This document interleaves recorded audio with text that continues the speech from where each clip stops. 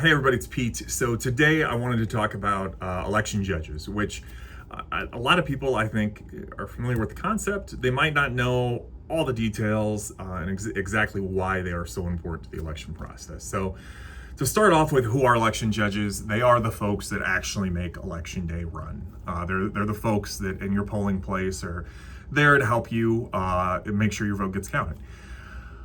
In terms of who they actually are, I mean, you've seen them. You probably know somebody, at least somebody, that's been an election judge, but they're retirees, they're people that take off work. We've had a lot of success in the last few years with student judges from the high school. But these folks are bipartisan teams that are working together to make sure that elections are run smoothly and accurately, that the process is transparent, and that there's no unfair advantage to any one given party. So each precinct has a majority of one party or the other. That's determined by taking the last three governor's elections results in each precinct, averaging it together, and the party that got the most votes, that's the party that has the majority. So if there's 5 judges, there's 3 of one party, 2 of another. If there's only 3 judges working that election, 2 of one party, 1 of the other. But in terms of what they actually do, they're there before the polling place is officially open to you, to actually open the door, to get everything set up, to make sure it's ready so that if you're there right when the polls open, you're able to get your vote in. Throughout the day, they're going to check in you as a voter. They're going to issue your ballot. They're going to make sure that your ballot gets put in the machine. They're going to assist you if you need assistance. They're going to secure the election materials. And then at the end of the night, they're going to close the polls. They're going to complete all the paperwork necessary, which there is a lot of paperwork. And then some of them, one Democrat and one Republican, are going to bring the ballots back, all the election supplies back, and all the paperwork back to the courthouse, deliver it to us. And then that's when we start actually uploading results and getting the election finalized to you.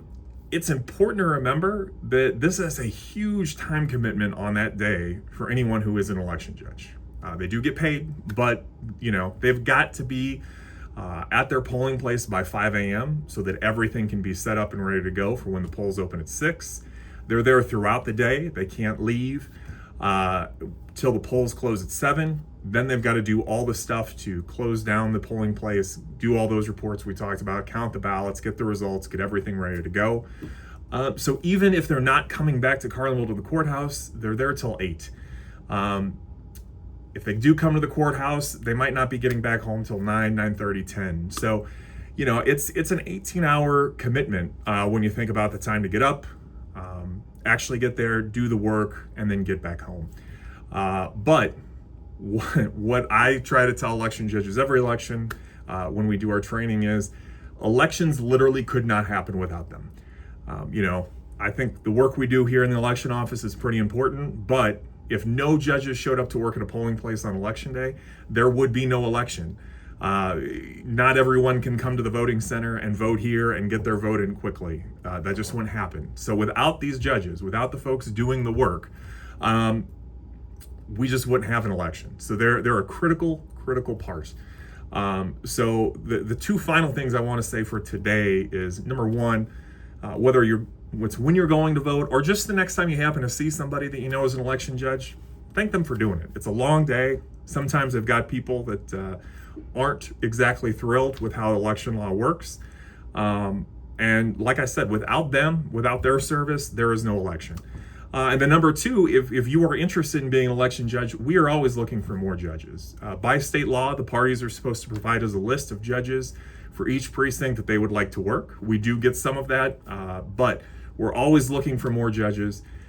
We're always trying to make sure that we have enough, and particularly in certain areas where there aren't that many voters to begin with. So if you are interested, you can go to macoupinvotes.gov. We've got that judges info right there on the homepage. You can go directly there, read more about it, read about how much you'll get paid, read about some of the responsibilities. And we do have training. That's actually going to be the next episode, is talking about how election judge training works. But there's a link you can sign up and get your info emailed straight to us, and we would be happy to have you work. But the main thing is, thank an election judge the next time you see them, because they certainly deserve it.